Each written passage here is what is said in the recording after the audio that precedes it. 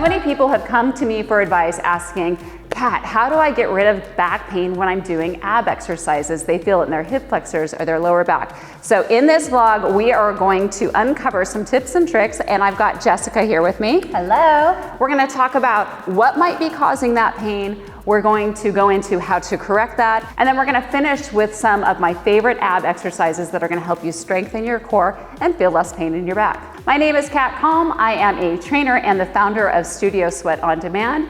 This is Jessica. And Jessica is also a trainer here at Studio Sweat On Demand. All right, guys, let's start next by talking about what might be causing the problem. Number one, your core is not strong enough to do the exercise that you're trying to do. And it doesn't mean that it's not strong enough every day. Maybe it's just not strong enough that day to do that exercise, right? So the second thing is that your form is incorrect, and that's what we're really going to focus on today. So let's get into it. I'm not going to be able to cover every ab exercise, but I'm going to talk about a common problem in a lot of ab exercises that I see. But before we do that, don't forget to like this video. Like it right now, like it. Immediately. Immediately. The first thing that we're going to talk about when it comes to form is the anterior versus the posterior tilt. So Jessica, come forward. She's jumping right into this kind of very beautiful anterior tilt. So when you're doing the anterior tilt, go ahead and show them, or you are already. Okay, so that booty is popping up, and if your pelvic area were a bucket and it was full of water, that water would be tipping out the front, okay? When you're doing abdominal exercises, most of the time you do not want an anterior tilt. And that already hurts my back. Even doing, exactly, okay? So what you do want is a posterior tilt. So basically she's gonna flip her hips, and now she's tucking her tailbone under, and if her pelvic area were a bucket of water, that water would be spilling out the back. Now, I know this isn't the most attractive look, but it's better than walking around with a sore back, right? So we're gonna think posterior tilt, and I'm gonna show you how you can incorporate that into your abdominal exercises with my beautiful model, Jessica. All right, so let's start with the plank or any of these face down, also known as prone exercises. If she were in the anterior tilt position, okay, yeah, looks cute. How's that feel on your back? Not good. Not good at all. No, so let's straining. flip it, straining into that posterior tilt, always keeping a nice proud sternum. How does that feel? Better, stronger. That's your demonstration. Make sure you're watching for that. Okay, Jessica, next let's demonstrate some of our face up or supine exercises. When she's in this position, let's go ahead and do like a double leg extension to start, okay? If she can't keep her lower back pressed to the ground and that posterior tilt, she is likely going to feel pain in her lower back. Go ahead and hold the next one out for me, Jess. Do an anterior tilt. How's that feel? Not good. Yeah, she's holding her breath. I can tell it feels bad. Now go into, it hurts, yes, good. Go ahead and take a rest. Now go out again as soon as you're ready. Now give me that nice posterior tilt, pushing. I cannot even get my hand underneath her back, which is amazing. That's great. How's that feel? Better. A lot better. I'm working my core versus my lower back. Exactly, right? And a lot of people feel that in their hip flexors as well as their quads, right? Let me give you another tip that might help you. It's as simple as changing the angle of your legs. So Jessica, let's say that we're doing a flutter kick, okay? So she's got those legs out, she's got her posterior tilt, she's fluttering her legs, but let's say she starts to feel, it's good in the beginning, but then she starts to feel a little pain in her hip flexors, for example. If she just brings that same movement higher and even higher, how's it feel now?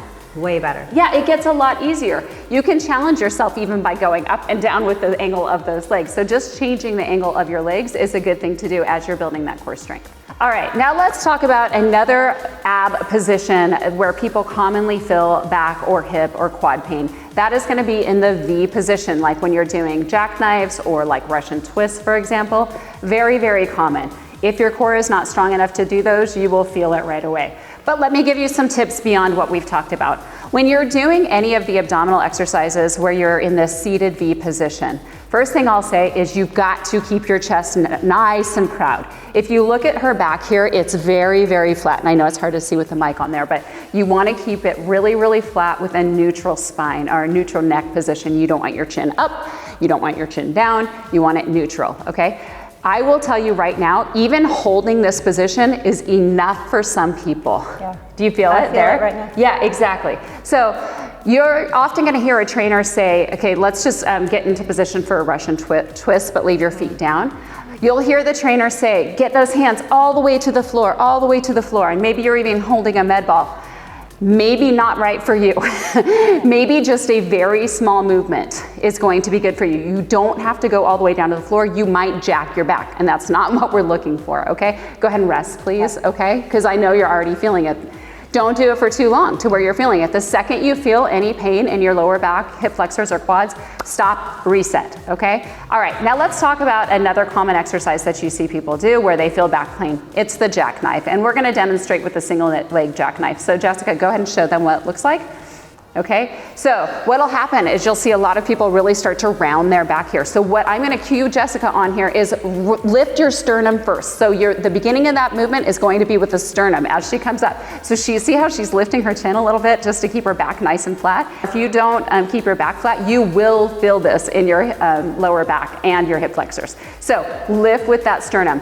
A modification, if this is not right for you right now, show them what you were doing first, Just, is right here. This is a great modification to build strength up to that full jackknife, but maybe it's not for you today. You'll get there, I promise. All right, I have one more really amazing tip for you, and it's actually gonna come from Jessica. But before I get to that, you guys, please make sure to subscribe to our channel. If you like this tip, we have tons more trainer tips just like this that are gonna help you improve your fitness journey on the Studio Sweat On Demand channel. And we even have like full-length core workouts that you can take. So subscribe right now. Jessica. Yes.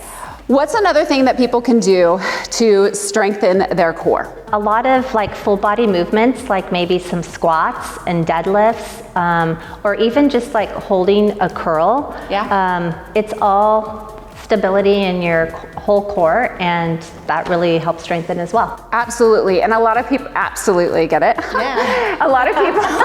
Did you just make that up? I did. Yeah, I don't know. It just came out. Absolutely. So a lot of, thank you. A lot of people don't think about, just your regular strength movements as ab exercises, but they absolutely do strengthen the core. You're doing a deadlift, you're doing a squat, you're doing a bicep curl. Any of those, your abs have to stabilize, and that's going to make them stronger. So keep that up. So now let's get into some of my favorite exercises that are gonna help you strengthen your core. We have the dead bug. We've got your heel taps for your obliques. We've got your Superman. This is one of my favorites. This is one that often gets left out. You want to strengthen your core? Please don't forget to strengthen the back side of it. We've got our plank. This is called a low plank. And again, posterior tilt. Let's show them the high plank option. A little less intense. You want it more intense? Put your feet in TRX straps. Yeah.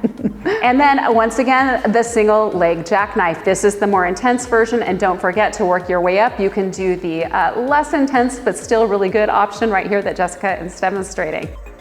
Before we sign off, you guys, please watch this 10-second clip of my favorite fitness app, Studio Sweat On Demand. If you're looking for a convenient, motivating way to get or stay fit, Studio Sweat On Demand has a huge library of ad-free on-demand workouts with non-stop hot new releases, all featuring real people just like you. Start your 7-day free trial by downloading our app. It's risk-free with no credit card required. So get started today. All right, so no pain, no gain does not have to be the case when it comes to your ab exercises. I hope these tips help you. If you're looking for some amazing core exercises or workouts with me and my friend here, Jessica, make sure you download the Studio Sweat On Demand app or go over to studiosweatondemand.com/free trial. Get yourself a free 7-day trial and you can try all these workouts with us. Don't forget to smile, keep at it, keep your strong core, no pain. Let's go. No gain. Atta girl. Take care.